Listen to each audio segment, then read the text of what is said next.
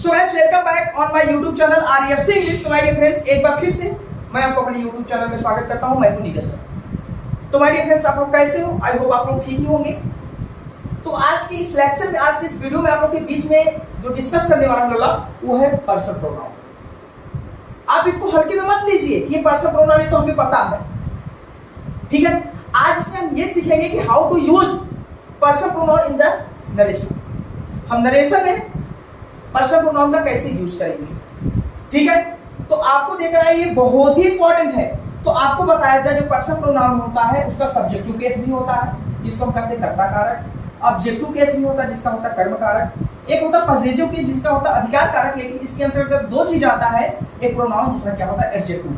और आपको बताया जाए कि बहुत ज्यादा 90% आप यूज इसी का देखेंगे, प्रोनाउन का ही यूज किया जाता है। इन सबका थोड़ा बहुत आ जाता है।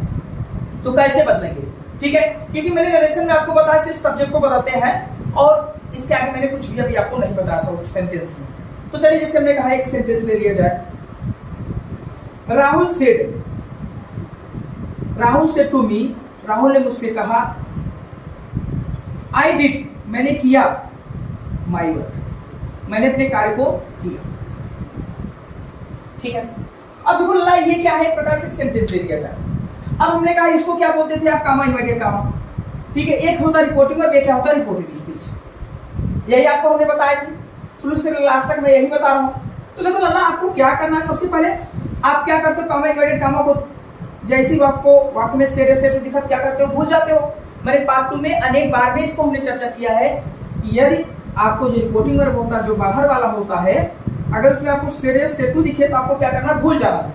आपका पूरा फोकस कहाँ हो जाता है, रिपोर्टेड स्पीच पे। तो देखो, रिपोर्टेड स्पीच जो लाला शुरू है, इस सब्जेक्ट से शुरू है। तो सब्जेक्ट के कंडीशन में क्या होता है, इसके स्थान पे आपको टोल्ड लगाना है और राहुल के स्थान पर राहुल लिखना है, ठीक है। और हमने क्या कर दिया, मी कर दिया, और कामा इनवर्टेड कामा के स्थान पर क्या कर देते थे, दैट, ठीक।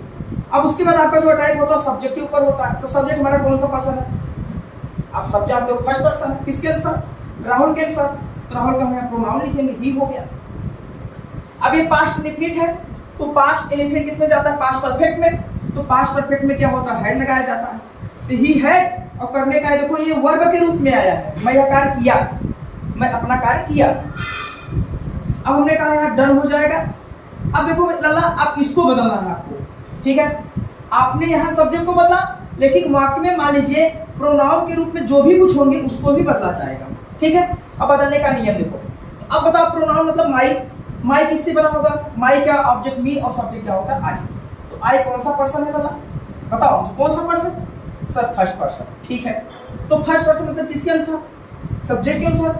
अब सब्जेक्ट का राहुल होता है, और आपको बताया जाए जो भी मेन होंगे, जो भी माने एक से अधिक, जो भी माने जैसे किसी का नाम जो आदमी हो, तो उनके लिए किसकी बात करेंगे, जो मेन, तो उनका जो क्या होता है, प्रोनाउन होता है, वो क्या होता है भैया, हिम होता है। अच्छा जी, ऑब्जेक्ट क्या होता है, हिम, लेकिन उसका जो क्या होता है, प्रोनाउन होता है। क्योंकि ये जो माई लिखा है प्रोनाउन के स्थान पर लिखा है, तो हम यहाँ लगा देंगे हिज, और यहाँ क्या हो जाएगा, ठीक है।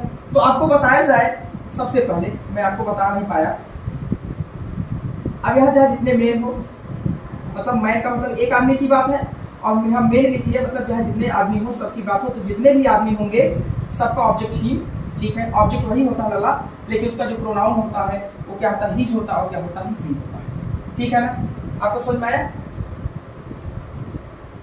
ठीक है। अब देखो, लेकिन सेंटेंस में क्या यूज करना है, जैसे इसमें क्या यूज करना है, आपको इसमें ऑब्जेक्ट के रूप में क्या लिखना है, ही भी लिखना है, ठीक है ना। और भी जैसे मैंने एक सेंटेंस ले लिया समझने के लिए, ठीक है। इसे क्या कहते हैं, पर्सन प्रोनाउन, जिस रूप में होगा उसी रूप में बदला जाएगा। जैसे you said to me, you said to me, comma inverted comma, you said to me,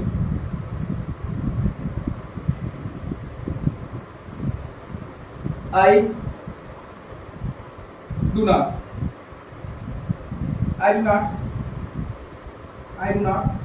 do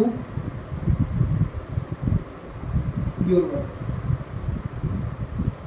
I do not do your work, मैं तुम्हारा कार्य नहीं करता हूँ, ठीक है, मैं तुम्हारा कार्य नहीं करता हूँ। यू से टू में तुमने मुझसे कहा I do not your work, मैं तुम्हारा कार्य नहीं करता हूँ, योर वर्क। समझो, अब लला यहाँ समझो, सबसे पहले आपको क्या करना है, इसको फोकस करना है और उसके बाद इसमें, ठीक है, सिंप्लीफाई है। सबसे पहले यू के स्थान पर यू, से टू के स्थान पर टोल्ड, और यहाँ क्या हो जाएगा मी, और कामा इन्वर्टेड कामा को जैसे देखते हैं सबसे पहले हमारा टैग सब्जेक्ट ऊपर, सब्जेक्ट हमारा किस में है।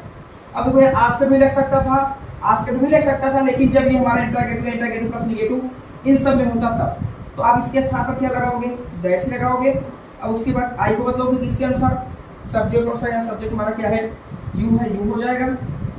ओके, अब हमने कहा क्या हो जाएगा, अब हमने कहा पास्ट इंडिफिनिट में चला जाएगा, क्या हो जाएगा, डिड नॉट, ठीक है। अब यहाँ डू का क्या हो जाएगा, डू ही रहेगा। अब योर है, देखो अब योर कौन से, अब ये देखो यहाँ प्रोनाउन के रूप में है, तो योर किससे बना होगा, यू से। यू का सब्जेक्ट क्या होता है, ये कौन सा पर्सन है, कौन सा पर्सन है सर, सेकंड पर्सन है, ठीक है। तो सेकंड पर्सन मतलब किसके अनुसार, इसके अनुसार मी है, क्योंकि सब्जेक्ट ऑब्जेक्ट ये सेकंड पर्सन है। तो मी का मुझे क्या लिखना है, प्रोनाउन, तो देखो आई मी माई, क्या हो जाएगा, माई। कोई दिक्कत, तो I think sir okay, you told me, तुमने मुझे बताया कि you did not do my work, तुमने मेरे कार्य को नहीं किया।